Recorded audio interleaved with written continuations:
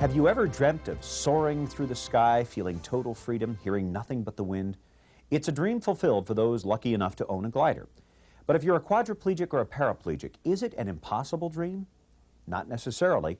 Mike Victor reports on Freedom's Wings, a group that believes you don't have to be able to walk to be able to fly.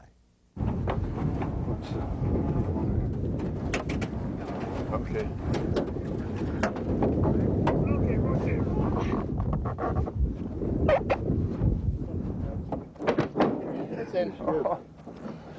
This is the Van Sant Airport in the hills of eastern Pennsylvania. Here, there is unfolding a special story of courage with the power to inspire so many. Veterans who have lost the ability to walk regain their independence aboard Freedom's Wings.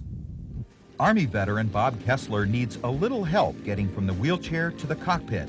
He's a flight instructor with capable hands which make up for his useless legs. So while I'm flying, if I wanted to make, say, a left turn, it's left rudder and left aileron with a little bit of back pressure.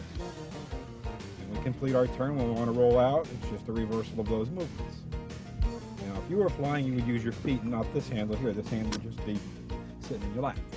This German-built Grobe glider with total hand controls is one of the flagships of Freedom's Wings International, a nonprofit organization begun 11 years ago. Their mission is not only to train pilots, but to establish a network between disabled individuals and the able-bodied. To fly, one must have the strength to transfer into the plane and enough hand and arm muscle to operate the controls. Even those who cannot fly the plane are invited to take an inspirational ride. We've had veterans come from the hospitals and all just for rides and have a picnic, a day out, and they go home just exuberant.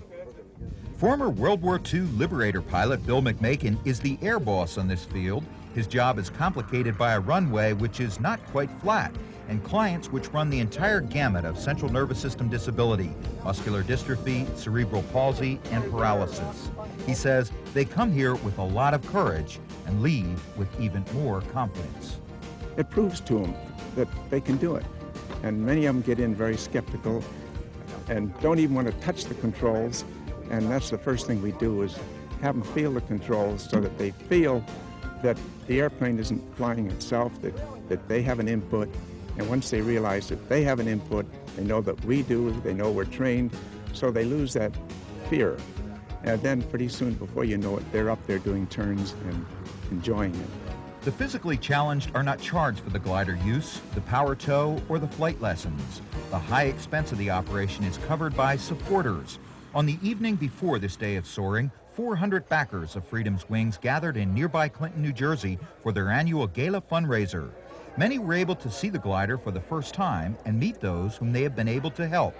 Former Air Force pilot Ray Temchus is the president of Freedom's Wings. He helped develop the hand-controlled plane, was the first to solo in it, and instruct other disabled student pilots. He recalls the tough going in the early days. The first time, it wasn't that pleasurable, to tell you the truth. I was used to being in control, and we had this old rickety Schweitzer 233, and I sort of rattled around. Being a quadriplegic, I didn't have the sense of being stabilized in the airplane. It was also very difficult to get in and out of. Freedom's Wings now has 3 of these $70,000 models, which are much more accommodating. The memory of the experience aloft lasts much longer than the ride.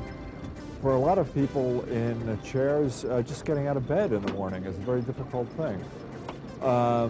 It's very difficult for them to focus on something to get out of bed for.